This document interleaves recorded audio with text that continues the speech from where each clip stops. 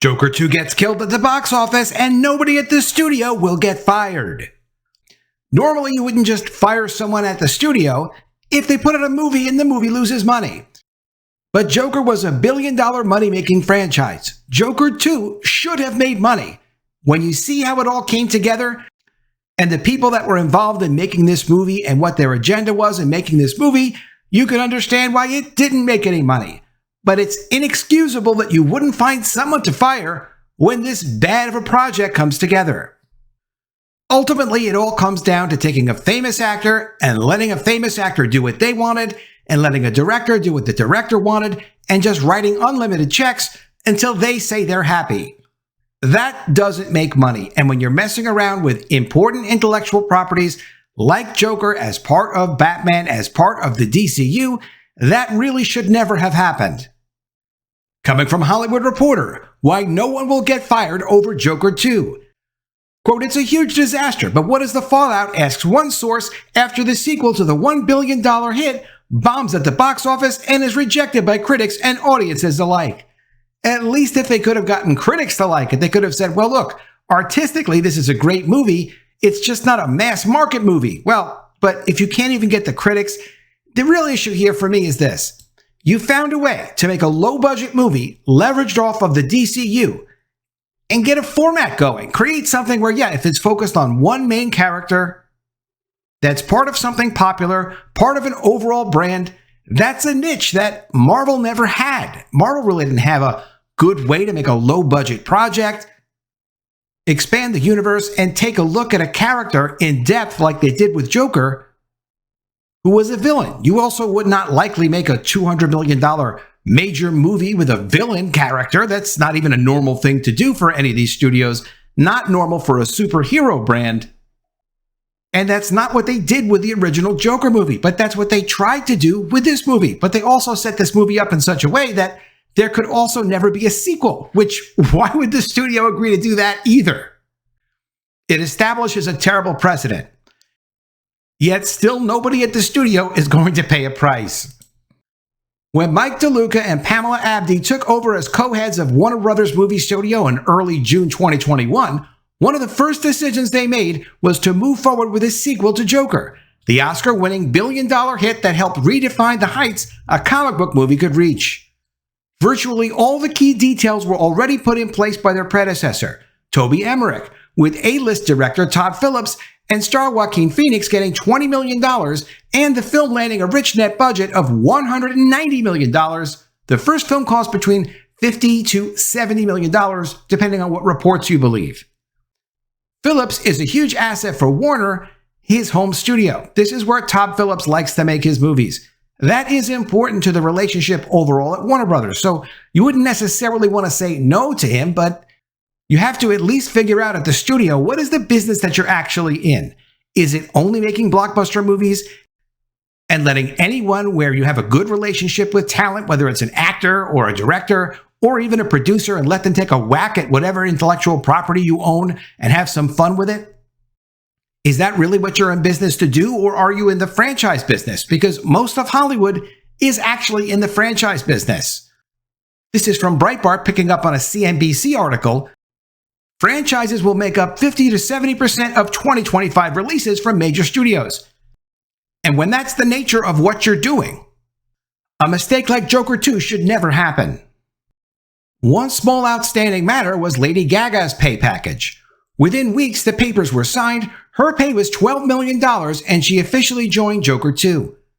Abdy and DeLuca could have said no to making the film, but they would have been laughingstocks of Hollywood, considering the astonishing success of Joker and its record-shattering ride at the global box office, where it ranked as the top-grossing R-rated film of all time until Deadpool and Wolverine came along. An interesting note on Joker as well, it wasn't all financed by DC, even though the budget was a low-budget movie. DC had the money, they certainly could have financed it themselves, but they didn't. They shared the risk with another studio, and in doing that, they had to share half the profits of it. That was the mistake they made with Joker. There should not have been any more mistakes after that. Once they've demonstrated that, yeah, this format actually works, and it's kind of a we can't lose money kind of format, that's what they should have stuck with. low budget, where they could control what was going on with the character, setting it up where, yeah, it could have a sequel. And a sequel that was an affordable sequel they could have continued to make money on, and also establish that format and that brand more for your customer base, because once they see one movie like that, they would go and see another movie like that. Joker is part of the reason why Penguin is successful on HBO Max. It's not just because people like Penguin, that's true, but the idea of doing something like Joker opens up an audience to go and look and say, oh, okay, I get it. Penguin's kind of like what you were doing with Joker. It's just on HBO Max. Here's how Hollywood is breaking this down. They're blaming the director, Todd Phillips, and the star, Joaquin Phoenix, because they gave them an extraordinary level of autonomy and final cut. So it would be up to Todd Phillips to decide when the movie is done and finished and ready to be distributed.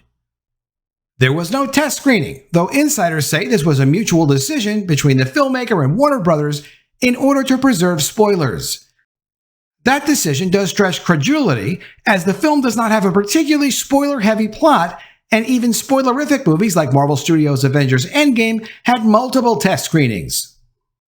For the first Joker movie, former DC Films president Walter Hamada worked on the project and received an executive producer credit. This time around, no DC executives were involved, and when the project was greenlit, DC was in a state of near chaos. It would still be months before James Gunn and Peter Safran were hired to run the division and to form DC Studios. Joker 2 was not a DC Studios movie, but that doesn't help the reputation of the DCU. Since Phillips' main forte was comedy, Emmerich capped the budget on the first movie at $55 million and brought on co-financiers to mitigate the risk, including Braun and Village Roadshow. Sources tell The Hollywood Reporter that Alcon, backed by FedEx titan Fred Smith, ultimately put up Village Roadshow's portion and was eager to have a stake in Joker 2. The Zaslav regime, however, didn't want to see so much money going out the door and only has one co-financier on the sequel, its Slate financing partner, Domain. A Slate financing partner will put up the money for a series of movies and agree to finance or co-finance several movies. So Domain is going to take a loss on this movie. On Sunday, Warner Brothers didn't attempt to sugarcoat the movie's performance or suggest it has a chance of catching on after being rejected by fanboys, unless people want to go see it because of the hate factor, which they don't want to go see it because of the hate factor.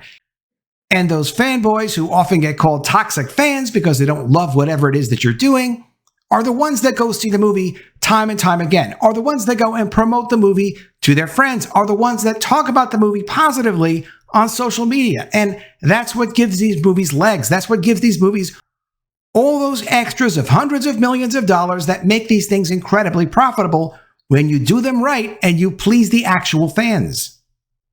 The studio also didn't point fingers internally, such as at marketing, which can often happen when a movie bombs. Both Gunn and Phillips have emphasized in recent days that they did not work together on the project, with Gunn answering a question from a fan on social media asking why the DC Studios logo did not appear in the front of the movie. James Gunn wrote in response, quote, "Because it's not a DC Studios film." He went on to add, "All future films with DC characters will be DC Studios." There is a DC logo during the credits of Joker 2. Interestingly, and perhaps as a courtesy, Gunn saw the movie at the same time as DeLuca and Abdi, according to a source. Phillips himself has confirmed Gunn and Safran had nothing to do with the movie, saying in a recent screening that the attitude was, quote, "Okay, Todd did his thing. Let Todd continue to do his thing." Which is completely the wrong attitude, because just because something's successful, if you don't understand why it's successful, it can't be replicated. The answer is not just, well, use the same people that made the first one, let them make another one, and let them do again whatever it is that they want to do. That's not a solution. And all of that additional freedom that you throw on creatives cause them to be under too much pressure to produce again. It lets them think, okay, well, I don't know, let's just do whatever we want to do. It worked last time. That's not a way to work. Talk to the fans, ask the fans what they want, and then give the fans what they want. Gunn and Safran have a vested interest in distancing themselves from Joker and the bombs of the past few years, especially The Flash, a proper DC title, as they attempt to reset the brand, a top priority for Zaslav. Indeed, they distanced themselves from Joker 2 almost as soon as they took over as co-heads of the studio. During a presentation for press in January 2023, They outlined their expansive slate, but noted that Joker 2 would not be under their purview and would exist as an Elseworlds title, a designation given to projects that fall outside the shared universe of movies, TV shows, and video games that they're developing. They are working with the Batman filmmaker Matt Reeves on his sequel, as well as the TV spin-off The Penguin and other projects in development outside their mainline universe. Regardless of whether Joker 2 is a proper DC title, it is the fifth bomb for a DC character-based film since the hit movie The Batman came out in March 2022. With recent misses including Black Adam, Shazam! Fury of the Gods, The Flash, and Aquaman and the Lost Kingdom, the more modestly budgeted Blue Beetle underperformed last year but was not an outright bomb. Gunn and Safran are hoping to right the ship with the Gunn-directed Superman, which arrives in July 2025. Quote, "This puts more pressure on Superman than ever," notes one Warner Brothers insider. Some have noted the film was a very expensive punchline, a repudiation of the very audiences who showed up for the first movie. Neither Phillips nor Phoenix was even sure about making a sequel and, for a time, contemplated putting on a Broadway show instead, before ultimately committing to the movie and bringing aboard Lady Gaga in a role inspired by the comic book character Harley Quinn. The idea for the sequel came to Phoenix in a dream, and he and Phillips brought the idea to Emmerich, according to sources. In the end, some are saying that Joker 2 is a very expensive art film. But when asked who the intended audience was for this film, one outside source sums it up this way: for Joaquin. The movie was made for Joaquin Phoenix and for Todd Phillips. It wasn't made for the audience, and you can't do that with established intellectual properties, especially not on a sequel. This jeopardized the Batman franchise by messing around with a Joker sequel and not delivering for audiences. And from Cosmic Book News, Joker 2 failure blamed on Todd Phillips, wanted nothing to do with James Gunn. The blame game is now happening with Joker 2 massively bombing not only at the box office, but with both critics and fans. Following the first movie's billion-dollar blockbuster, big things were expected from Joker 2.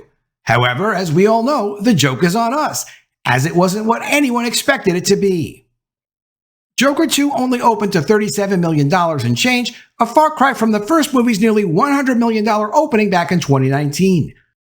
The original only cost $50 to $70 million to make, where the sequel had a massive cost of around $200 million to make and needs to make at least $450 million worldwide just to break even.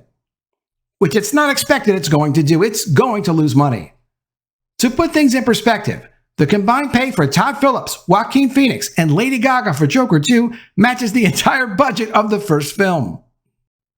According to a report from Variety, director Todd Phillips is to blame in what sounds like a big case of Phillips' ego getting in the way. So what happened with the first Joker is that it almost didn't get made. Reportedly, the studio was against it, and it even reported that Jared Leto, the DCEU's clown prince of crime, tried to stop the film from getting made. It's safe to say Phillips was none too happy.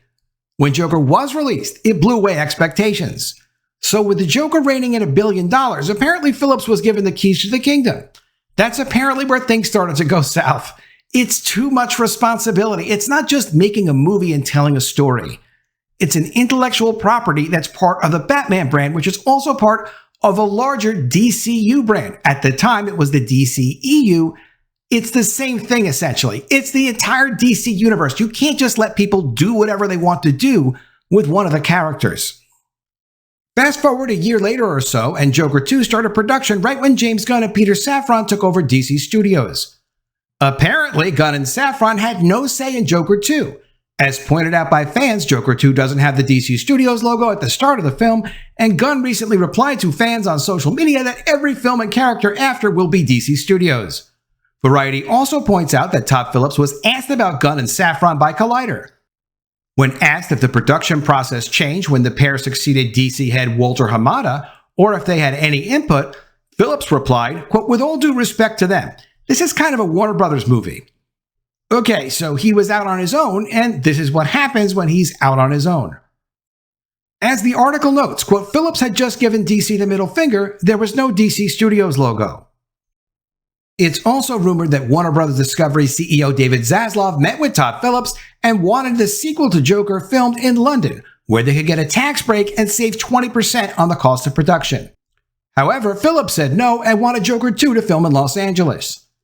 It's further said Warner Brothers didn't want Joker 2 to premiere at the Venice Film Festival, which saw it get killed by critics.